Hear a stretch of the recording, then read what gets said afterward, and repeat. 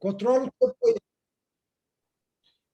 Olá, internauta, você que nos acompanha aqui pela TV 61. Estamos começando mais um bate-papo com Hélio Dolly. Como é que vai, Hélio? Tudo bem? Bom dia, Negrão, tudo bem? Bom dia a todas e todos. Maravilha, bom dia para todo mundo. No bate-papo com Hélio Dolly, nós vamos falar das viagens, a viagem de Lula pela Europa e de Bolsonaro lá pelo Oriente Médio. Trataremos também do Enem e da tentativa de impeachment no Chile, né? E no baú do Hélio nós prosseguimos com as suas memórias, das suas coberturas internacionais, e vamos falar da viagem do ex-presidente José Sarney a Angola. Hélio, parece que o ex-presidente Lula contrastou totalmente, né, com a viagem que Bolsonaro tinha feito cerca de 10 dias antes, né, lá para a Itália, para a reunião do G20, todo aquele desastre. E o ex-presidente Lula está dando uma nova tônica aí, né, nessa questão internacional, contrastando também com a viagem de Bolsonaro ao Oriente Médio, né? Qual a sua avaliação sobre isso, Hélio? Negrão, o contraste é visível, é claro. Agora, você sabe disso, eu sei disso. Quem só se informa pela nossa chamada grande imprensa não está sabendo. Exatamente. Quer dizer, é a viagem de Lula, que, olha, não interessa, viu, Negrão, nessa minha colocação, se você gosta ou não gosta do Lula, se você vai votar ou não vai votar no Lula, se você é contra, a favor do PT. Essa avaliação que eu vou fazer agora independe disso. Lula é o maior líder da oposição brasileira, ponto 1. Ponto 2, é líder do maior partido de esquerda do país e talvez do mundo, em termos quantitativos.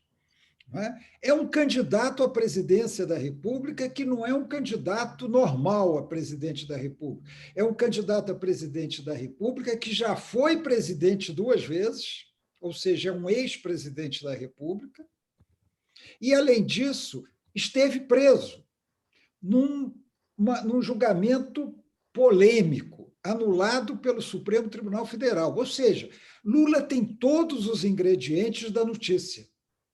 Seria notícia em qualquer país em que há uma imprensa livre, relativamente livre, pelo menos. Né? Mas Lula é ignorado pela imprensa brasileira, pela chamada grande imprensa brasileira. Enquanto isso, eu já ouvi jornalistas falar assim, porque ele é candidato, a gente não pode ficar privilegiando o candidato. Ora, para aí. Primeiro, não tem por que não privilegiar candidato. E se fosse assim, não daria notícia da prévias do PSDB, não daria notícia da posse do Moro, da posse não, da filiação do Moro. Isso é papo furado. Esse negócio de que é candidato é papo furado. Bolsonaro é candidato também. Então, vai parar de cobrir o presidente da República? Você não vai deixar de cobrir, fazer a cobertura adequada de um presidente da República, porque ele é candidato à reeleição. Você não pode deixar de fazer a cobertura adequada de um ex-presidente da República, líder da oposição e que também é candidato, porque ele é candidato. É um absurdo esse tipo de raciocínio. Então, o que nós estamos vendo? Negrão, o Bolsonaro foi a 3 monarquias que nós podemos dizer que são 3 ditaduras. Ditaduras na total acepção da palavra. São governos monárquicos, autocráticos, sem nenhum perfil de democracia, nada de democracia, que países habitados principalmente por estrangeiros. O Catar, por exemplo, parece que 80% da população do Catar é de estrangeiro. Em Dubai e Bahrein, as coisas são parecidas. Ele foi fazer uma viagem onde ele sabia que não seria incomodado. Ele sabia que seria recebido por esses reis ditadores desses 3 países, por essas monarquias. Não haveria protesto de ninguém, porque lá não pode ter protesto, não haveria protesto. A colônia brasileira, embora seja razoável, não iria se mobilizar contra ele. E ele chega lá e fala as bobagens que ele quer, mente desbragadamente, como que o Brasil vai crescer 5% no ano que vem, que a floresta amazônica não queima porque é úmida. Aí o Guedes contesta a revista The Economist britânica, dizendo que a economia brasileira está maravilhosa. Quer dizer, leva uma comitiva gigantesca e desnecessária. Até o Hélio Negão, deputado federal, está lá fazendo o quê? Tem um desembargador, Negrão, um desembargador que julga os casos do Flávio Bolsonaro, está lá em Dubai, confraternizando com o Bolsonaro e com a turma dele. Então, assim, uma viagem que só teria... Ele fala, economia, nós vamos vender. Pode ser até, o Brasil pode aumentar suas vendas para esses países, para Dubai, principalmente.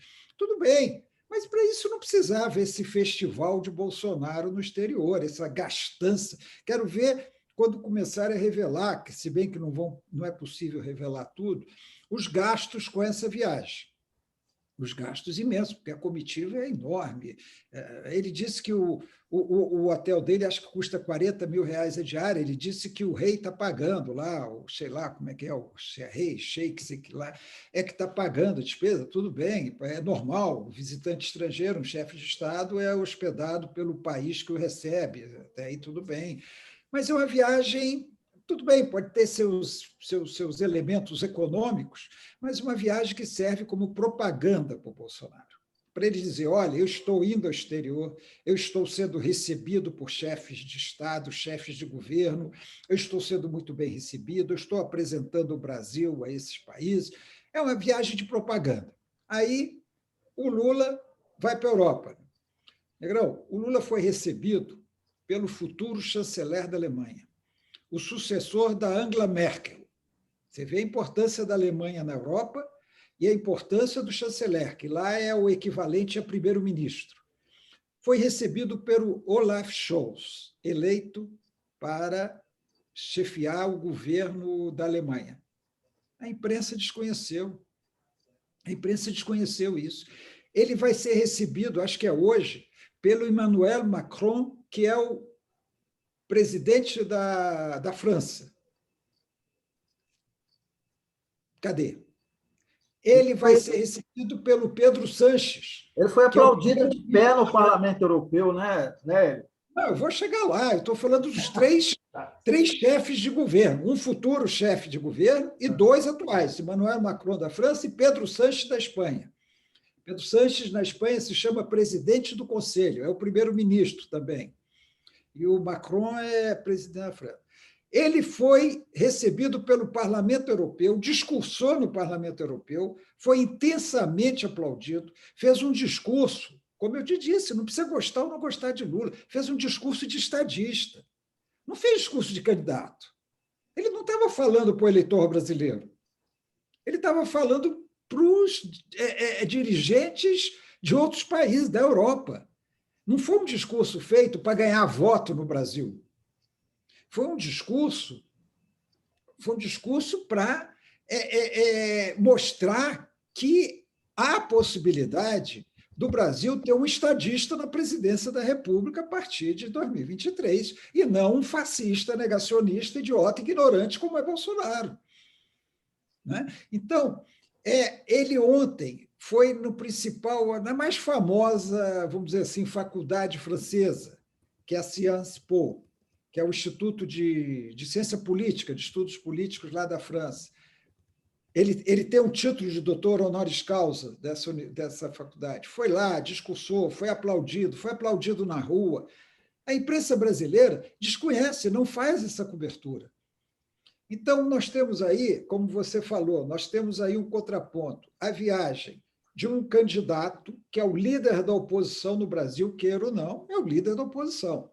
É o líder da oposição no Brasil, e de um presidente da República. Os dois têm que ter cobertura dessa viagem. Os dois estão fazendo viagens tecnicamente, teoricamente importantes. Não dá para desconhecer a visita de um presidente da República, mesmo com tudo isso que eu estou dizendo aqui, os países que ele escolheu visitar. Bolsonaro não vai à França. Bolsonaro não vai na Espanha, né? Bolsonaro não vai falar no Parlamento Europeu. Imagina um discurso de Bolsonaro no Parlamento Europeu. Você viu o fracasso que foi o discurso na ONU. Imagina o discurso do Bolsonaro no Parlamento Europeu. Mas tem que fazer cobertura disso, como tem que fazer a do Lula. Entendeu? É papo furado isso. Quer dizer, está na cara, Negrão, a campanha que nós vamos ter. A campanha eleitoral desigual que nós vamos ter. A grande imprensa vai escolher o seu candidato, como sempre fez. Globo, Folha, Estadão, vão escolher seu candidato. Foi Collor, em 1989, foi Bolsonaro, em 2018. Eles chegam a esse candidato depois de outras tentativas. Hoje é Moro. Hoje é o Moro. Mas pode ser que não seja o Moro lá na frente. Pode ser que o Moro se inviabilize, não se mostre adequado. Aí eles vão correr para outro, para derrotar o Lula. Eles estão mais preocupados em derrotar o Lula do que em derrotar o Bolsonaro. Eles querem derrotar o Bolsonaro, eu não estou sendo justo, eles são contra o Bolsonaro, são contra o governo Bolsonaro, publicam diariamente editoriais, matérias contra o Bolsonaro.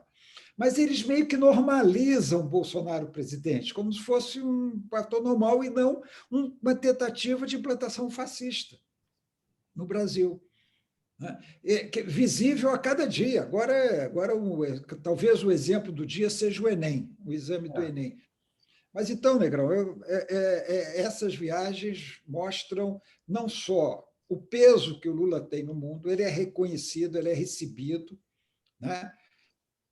Como o Fernando Henrique, para não falar que eu estou sendo lulista aqui, o Fernando Henrique, em qualquer lugar que ele fosse, ele era muito bem recebido, era homenageado, fazia discursos muito bons. A gente pode não concordar com o discurso do Lula ou o discurso do Fernando Henrique, mas não há dúvida de que são discursos bons, bem feitos, né? Não são essa tosquice do Bolsonaro, as mentiras que o Bolsonaro diz. Mas a imprensa brasileira, infelizmente, dá mais espaço para a ignorância e a tosquice do Bolsonaro do que para um discurso de estadista do líder da oposição brasileira. Verdade. Você mencionou já o Enem aí, né? Esse Enem, o Enem deste ano já está se configurando mesmo como o que se previa, né? Uma intervenção assim, que não tem palavras para dizer que o governo desse está fazendo, né? Isso é um exemplo de fascismo mesmo, né? De ter controle ideológico, né? Sobre a questão educacional, que não tem sentido algum, né? Não, esse controle ideológico sobre a educação o governo vem fazendo desde o início. Por isso, com aquele ministro, que eu confesso a você que agora eu esqueci o nome, o primeiro-ministro, que era... Como é que era? O Altraber, né? Sei lá, não sei nem a pronúncia desse sujeito mais. Era Weintraub, né? Weintraub. É um equivalente a Ernesto Araújo. Era o Ernesto Araújo da educação, o Ernesto Araújo... Os dois competiam com quem fazia mais atrocidade. Um fascista, está refugiado lá nos Estados Unidos, arranjaram uma bocona para ele lá no Banco Mundial, para ele sair do Brasil e ficar longe da justiça brasileira. Pois bem, o controle ideológico está vindo desde lá. Agora, esse caso do Enem mostra uma situação limite. É preciso que o Congresso, que parece que convocou o ministro, o diretor, ministro não, mas os dirigentes do INEP, que é o instituto que faz o Enem, para explicar, porque é absurdo, é uma interferência que nunca houve nas provas do Enem. Ou seja, eles olham o exame e cortam perguntas por fator ideológico, por razão ideológica. Aí o Bolsonaro, que é tosco, tem a cara de pau de dizer que agora o Enem está ficando a cara do governo dele. Olha, o Enem não tem que ter cara de governo nenhum.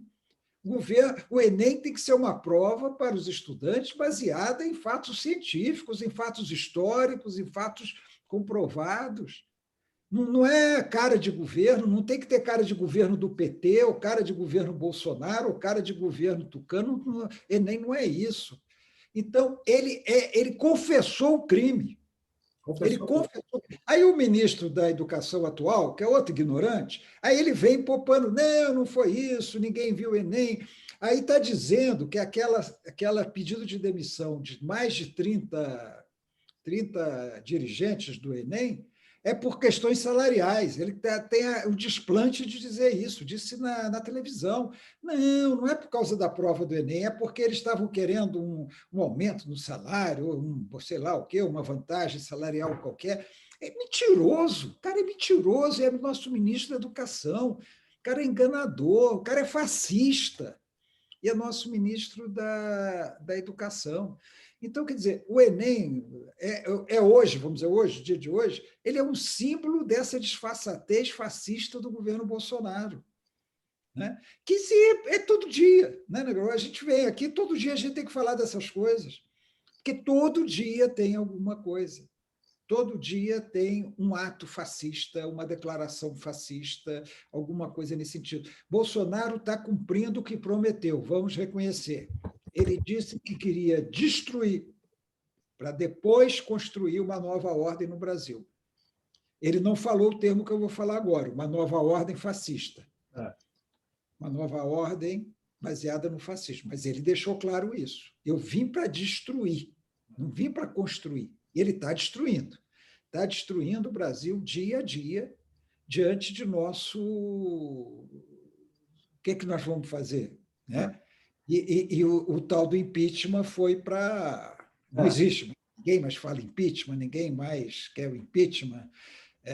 Você vê agora, vai ter manifestação dia 20, as pessoas estão indo na manifestação, dia da consciência negra, fora Bolsonaro, mas ninguém está acreditando mais que isso vai acontecer antes das eleições do final do ano que vem. Nós vamos ter que aguentar o Bolsonaro aí mais um bom período. Faltou aquilo que você já analisou aqui muito, né?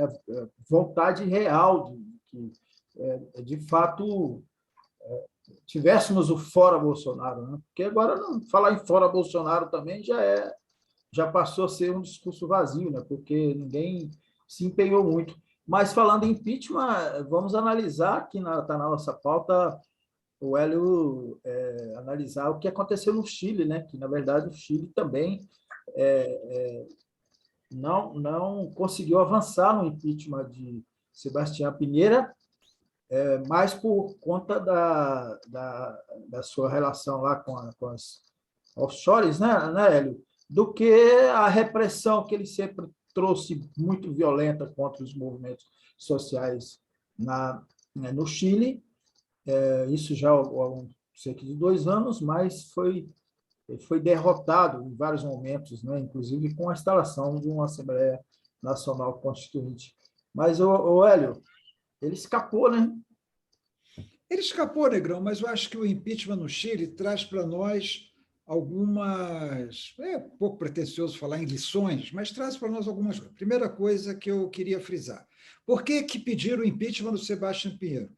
Porque ele tem conta no offshore, aqueles papéis divulgados demonstraram que ele tem conta lá fora e demonstraram irregularidades que ele teria cometido na venda de uma empresa de mineração. Veja só, Negrão, aí primeira comparação. No Brasil, os papéis revelaram contas do ministro da Economia e não aconteceu nada. Não aconteceu nada. Presidente do Banco Central, não aconteceu nada. O Congresso se omitiu, o Ministério Público se omitiu, os tribunais se omitiram, os políticos se omitiram. Você viu declaração pesada mesmo, forte contra isso? Você não viu. No Chile, impeachment do presidente. Então, olha a primeira diferença. Foi suficiente para que se cogitasse o impeachment do presidente da República. Segunda coisa, Negrão, a eleição do Chile é daqui a pouco. Ele está há acho que menos de um mês da eleição. Isso não impediu que o processo de impeachment andasse. Está acabando o mandato, deixa ele acabar o mandato. Não tem essa passada de pano, não. Aqui já estão dizendo, falta só 1 ano para o Bolsonaro, deixa ele terminar o mandato. Lá faltava menos de um mês, Negrão. Menos de um mês. Mas ele fala assim, não pode passar impune, você não pode deixar que o cara cometa um crime e não seja julgado por isso. Ele pode até ser absolvido, mas tem que ser julgado por isso, tem que ser acusado. Não é igual aqui, que tem 130 processos, pedidos de processo, tem inúmeros crimes de responsabilidade, inclusive, na minha opinião, de genocídio, que a CPI não endossou, mas de genocídio. tem crime de responsabilidade, e tudo bem, deixa para lá, falta só um ano para ele no governo, é melhor a gente esperar a eleição. No Chile não quiseram esperar a eleição, não. Entra com o processo. Outra coisa, Negrão, a rapidez. A Câmara aprovou a abertura do processo. É um processo semelhante aqui ao brasileiro. A Câmara aprovou para o Senado julgar. Isso, Negrão, em um mês o caso foi julgado. Não tem aquela protelação, aquela enrolação de parlamentar, em um mês. Aí, bom, o Senado não condenou o Pinheiro. Tudo bem, é um direito do Senado. Faltaram 5 votos. Ele precisava de 29 votos para ele sofrer o impeachment e foram 24. Então, faltaram 5 votos. Constitucionalmente, ele foi liberado do impeachment. Perfeito. Agora, qual é a avaliação que toda a imprensa do Chile faz? Foi um grande desgaste para o Pinheira. Foi um grande desgaste. Aí mata também essa argumentação furada que se usa aqui no Brasil.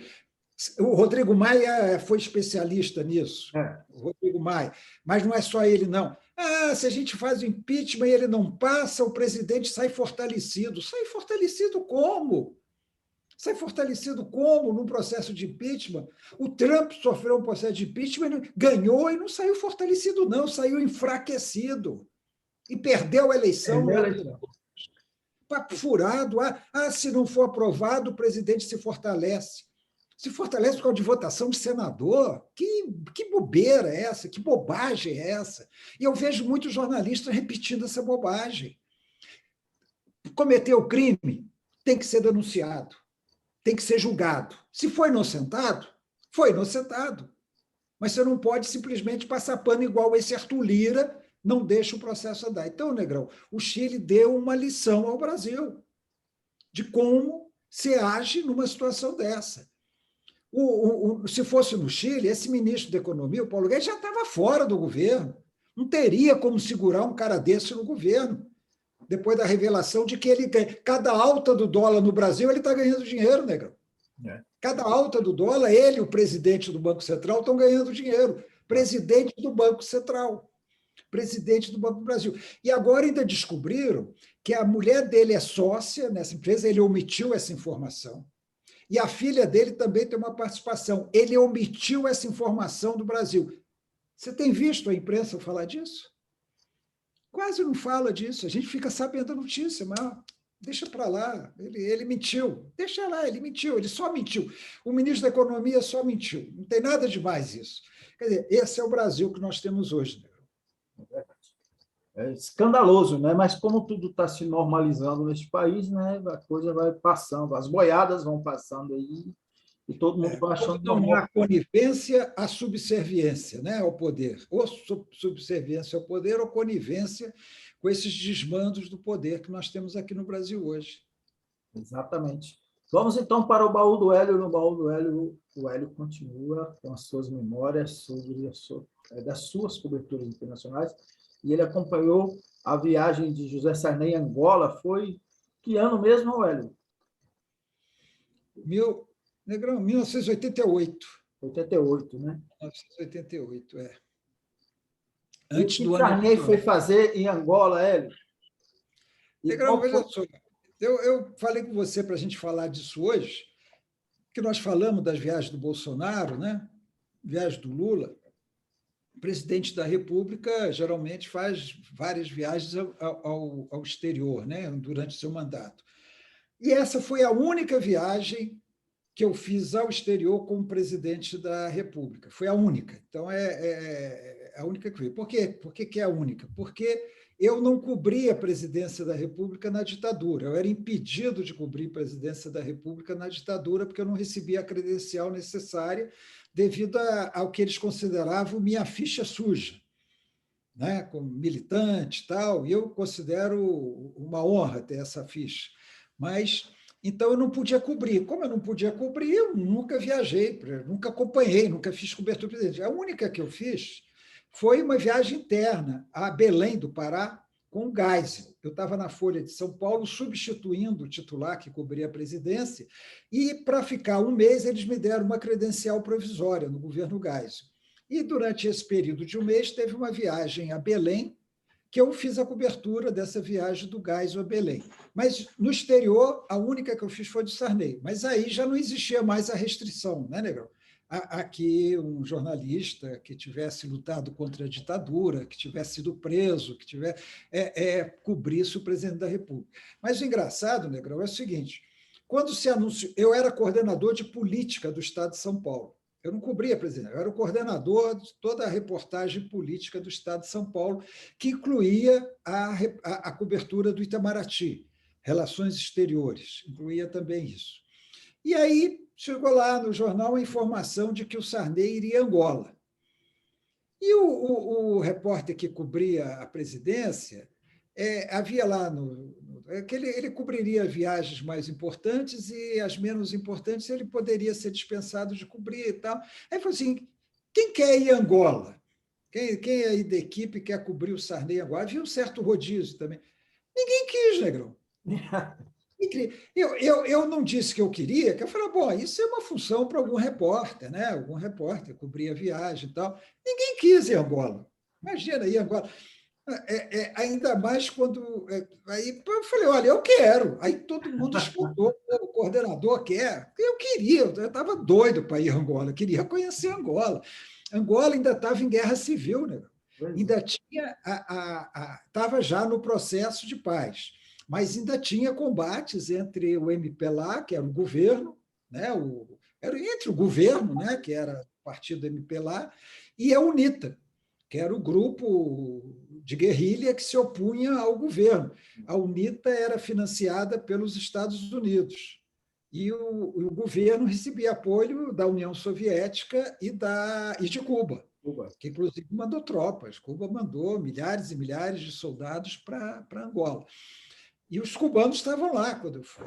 Então, eu topei ir. Falei, não, eu quero ir a Angola. E por isso eu fui cobrir a viagem do Sarney. Aí, né, o Sarney ia no avião presidencial, ia chegar num dia, ia dormir e voltar no outro. Mas nós tínhamos que ir num avião comercial, os jornalistas, foram muitos jornalistas. Todo um esquema da antiga Radiobras, que hoje é EBC, né? Todo um esquema da Radiobras. E aí, Negrão, nós íamos ter que ficar uma semana em Angola, porque a Varig tinha um voo para Angola que era semanal. Então, nós tínhamos que ficar uma semana para Angola. Os outros jornalistas acharam ruim. Pô, passar uma semana. Eu achei maravilhoso. Passar uma semana. Eu falei, que bom que não vai ser aquela viagem bate e volta, né? Que você não conhece nada, você não vê nada. Você chega com o presidente, cobre a atividade do presidente, dorme, no dia seguinte cobre a atividade do presidente, pega o avião e volta. Como foi Belém, por exemplo, essa viagem que eu fiz para Belém. Eu achei ótimo. Nós fomos para Angola, um bando de jornalistas, nós ficamos hospedados num acampamento que tinha sido construído pelos soviéticos. Era uma opção de casinhas de madeira, num lugar assim, todo protegido, porque tinha guerra mesmo, todo protegido. Nós ficamos nesse local, mas nós tivemos a oportunidade, durante uma semana, não só de conhecer Luanda, a capital, mas de fazer matérias muito interessantes. Eu fiz matérias, por exemplo, sobre a retirada dos cubanos, porque havia 3 militares brasileiros que faziam a supervisão da retirada dos cubanos. Olha, Pelo acordo de paz, os cubanos, então, deveriam se retirar. E eles iam se retirando progressivamente. Como era um processo longo, ao mesmo tempo que se retiravam, outros chegavam para substituir. Quer dizer, não era uma retirada total de uma vez só. E era preciso manter alguma troca. Então, fiz matéria sobre isso, fiz matéria sobre Luanda, entrevistamos ministros do governo angolano. Então, foi assim, foi uma semana muito interessante, jornalisticamente falando, e para mim, para conhecer Angola. Eu tinha muita curiosidade de conhecer o Angola, com toda a sua história de luta de libertação, de independência, de guerra civil. A guerra, né, ainda existia. Vou te contar só 2 episódios que mostram a guerra. Nós fomos convidados para uma festa pelo pessoal de imprensa, eram muitos jornalistas mesmo, devia ser uns 20 jornalistas brasileiros, e os jornalistas angolanos, o Ministério lá da Informação, tal. Acho que resolveu fazer uma festa para a gente ter alguma coisa para fazer à noite, porque tinha toque de recolher, sabe, negócio? Você tinha toque de recolher, que, se eu não me engano, era das 7 da noite até 6 da manhã seguinte. Acho que era por aí. Aí ia ter uma festa à noite. Ah, legal, vai ter uma festa. Só que aí avisaram a gente o seguinte: olha, vocês vão chegar na festa às, sei lá, 7, 8 horas da noite e só podem sair às 6 da manhã. E nós fomos para a festa. A festa varou à noite porque não podia sair por causa do toque de recolher. Então, você imagina como a gente saiu de lá às 6 horas da manhã, né, Negrão? 6 horas da manhã do dia seguinte, depois de 12 horas de festa, né, para cumprir o toque de recolher. Então, outro episódio foi assim: naquela época, Negrão, a Odebrecht, ela tinha uma cidade, um bairro em Luanda. Eu fiz matéria sobre esse bairro também. Era um bairro em que moravam os trabalhadores, os engenheiros, os funcionários da Odebrecht. Era um enclave dentro de Luanda, sob a administração brasileira, sob a administração da Odebrecht. Tinha um supermercado, lembra do Jumbo que tinha na época? Tinha lá. Jumbo lá, tinha um Jumbo, tinha supermercado para os brasileiros comprarem. A presença brasileira era muito forte. Por quê? Porque a Odebrecht estava construindo, entre outras coisas menores, uma usina hidrelétrica em Capanda, no interior do país. E então tinha uma muita influência. E a Odebrecht convidou os jornalistas que quisessem, nós fomos num aviãozinho desses jatinhos, para conhecer a obra de Capanda, que é bem no interior de Angola. Nós fomos num jatinho da Odebrecht, alguns jornalistas, cobrimos, chegamos lá, e eu me lembro bem que, quando a gente sobrevoava, a gente via as trincheiras protegendo a obra da usina. Era um complexo militar mesmo, protegendo as obras da usina, porque a UNITA atuava naquela área. E o chefe lá da segurança disse: não, aqui é intransponível, aqui não há a menor possibilidade da UNITA invadir e tal. Aí voltamos para Luanda no mesmo dia. Negrão, quando nós já estávamos no Brasil, poucos dias depois, a UNITA ocupou lá a obra. Sério? Poucos dias depois, a barreira intransponível lá do comandante de segurança deles lá se mostrou furada. E eu também tive uma decepção. A gente sabe como são as coisas, mas tive uma decepção no voo de volta. Voltaram muito pessoal do Odebrecht também estava no voo, que nós voltamos para o Brasil, e estava um alto militar angolano nesse voo. Nós fomos apresentados a ele, era um herói da guerrilha contra Portugal, tal. Estava no voo. Negrão, o cara estava cooptado pelo Odebrecht para vir assistir o Carnaval no Rio. Olha, que coisa. Quer dizer, fala assim, porra, como é que o cara aceita isso? Tem um alto militar angolano, herói. É uma forma de corrupção, né, Hélio? É uma forma de... Corrupção, é corrupção. Você convidar uma autoridade de governo para vir por conta de uma empresa privada para assistir o cara. Imagina as mordomias que ele não recebeu no Rio, assistindo o Carnaval, né? Imagina o hotel que ele ficou, tudo que ele teve de graça no Rio. É corrupção mesmo. Eu lembro que ali eu tive um primeiro. Lá eu já tinha tido outros. Era um governo pretensamente socialista, Negrão, mas que não dava para confiar muito. Tá? Você via assim, que o presidente da República, o Zé Eduardo dos Santos, sabe? Hoje se comprova, a filha dele, não sei se você sabe, a filha do Zé Eduardo dos Santos é a mulher mais rica da África. Ah, é? Do presidente? Isabel dos Santos. Ela está sendo processada, está meio fugida na Europa, porque a Angola mudou, embora continue com o Pelá, fez um combate muito grande à corrupção de governos anteriores. E o governo do Zé Eduardo dos Santos, embora ele tenha sido um lutador contra Portugal, a favor da independência, o sucessor do grande líder lá da independência de Angola, que era o Agostinho Neto, foi um governo corrupto, sabe, Negão? E um governo com muita corrupção, a ponto da filha dele, sem mais nem menos, comandava a empresa petrolífera de Angola. Tal. Mas a visita do Sarney mesmo, Negrão, foi vapt-vupt. Ele foi lá, fez aquela coisa de reúne com os ministros, é recebido pelo presidente, tem um jantar, tal. A cobertura da visita do Sarney foi o que eu fiz de menos importante nessa viagem da Angola. Não foi a minha melhor matéria, não foi o que eu fiz de menos importante nessa viagem a Angola. Mas foi importante, porque o Brasil e Angola tinham relações muito boas, como vinham tendo até recentemente, agora teve o problema dos pastores da Universal, né? Mas tem uma relação muito boa. E o Brasil foi o primeiro país que, em plena ditadura militar, reconheceu a independência de Angola. O Brasil foi o primeiro país que reconheceu a independência de Angola. Elidório, nós vamos ter que encerrar, porque você tem um compromisso agora há pouco, mas antes de encerrar, nós temos uma visita, Hélio. Ótimo. Nós temos uma visita. Cadê nossa visita? O Alisson de volta. O Alisson veio aqui para nos dar um abraço e cumprimentar a gente. Cadê você, Alisson? Meu Alisson. Agora aparece e não aparece, né? Cadê você? O Alisson veio aqui. Eu convidei o Alisson para vir fazer uma visita para a gente. Ele estava aqui, eu estava conversando com ele, e eu convidei para vir aqui fazer essa visita. Enquanto ele entra aqui, Hélio, vamos continuar com Angola no próximo bate-papo, porque eu acho que era interessante a gente esmiuçar um pouco aí que você viu lá, né? Essas matérias que você fez, acho que são muito interessantes, né? E veio embora antes da ocupação pela UNITA, né? Ela ocupou Capanda, né, que é a usina hidrelétrica que a Odebrecht construía em Angola. Esse papo a Odebrecht já era, na época, uma grande empresa e tinha esses contratos em Angola. Depois eles retomaram. Você sabe, o governo acabou vencendo a Alisson, guerra. pode entrar aí, Alisson. Pode aparecer.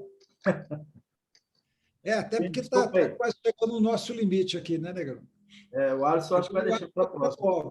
Ele não aparece, então vamos ter que deixar o Alisson, porque já estouramos o nosso limite. Velho, muito obrigado. Obrigado a você que nos assistiu. Obrigado, Alisson. O Alisson está com certa dificuldade de entrar, então depois ele participa aqui com a gente. Até para a próxima. Um abraço para todo mundo. Um abraço.